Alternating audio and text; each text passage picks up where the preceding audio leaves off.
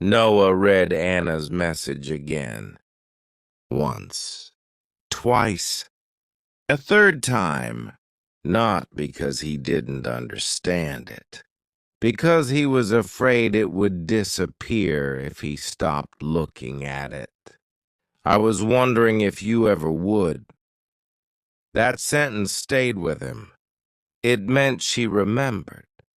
It meant she noticed the silence, too. It meant he wasn't invisible in her life, even after months of distance. He didn't reply immediately.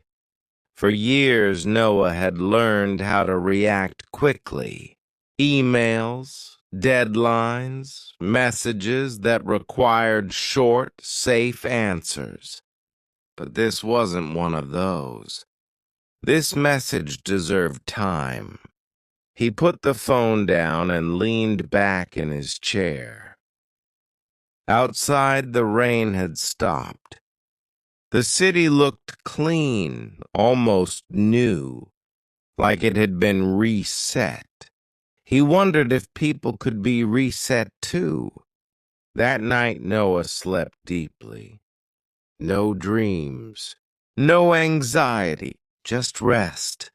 It surprised him how much energy silence had taken from him. The next morning he woke up early. Sunlight filled the room. The sound of trains returned, steady and familiar. For the first time in months, the sound didn't bother him. It felt like movement. On his way to work, Noah noticed something strange. He was paying attention to faces, to voices, to moments that used to pass unnoticed. A woman laughed loudly on the phone. A man helped a stranger with a broken suitcase. Two teenagers argued, then laughed 5 seconds later. Life was messy and alive. During lunch, Noah finally replied, "I didn't know if you wanted to hear from me. I should have asked instead of guessing." He stared at the message before sending it, then sent it. No overthinking this time, Anna replied an hour later. "I wanted to hear from you. I just didn't want to be the only one trying." That sentence hit harder than any argument, because it was honest. They started talking again, not like before, not with long late-night calls or plans for the future, just talking, short messages, simple updates. "How was your day? Did you finish that project? I walked past the old cafe today." Small bridges. Days passed, then weeks. The conversations grew longer. They talked about books again, about work, about things they learned while being apart. Anna told him she moved apartments. Noah told her he finally took a vacation day.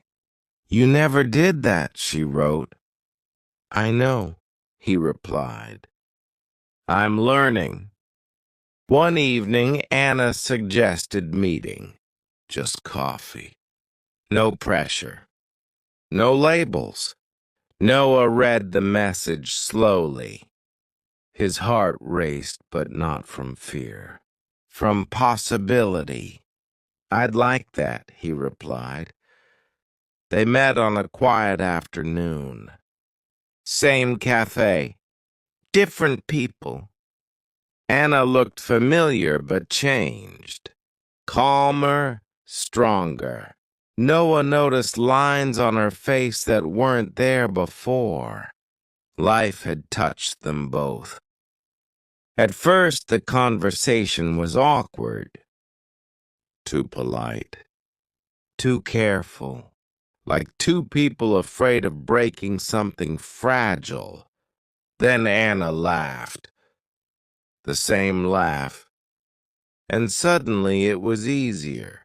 They talked for hours, not about the past, not about blame, about what they learned, about how silence felt, about fear, about choosing comfort over honesty.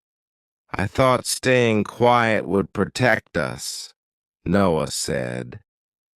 It protected nothing, Anna replied softly. When they stood up to leave, the sun was setting. The city looked warm and tired. At the door, they paused.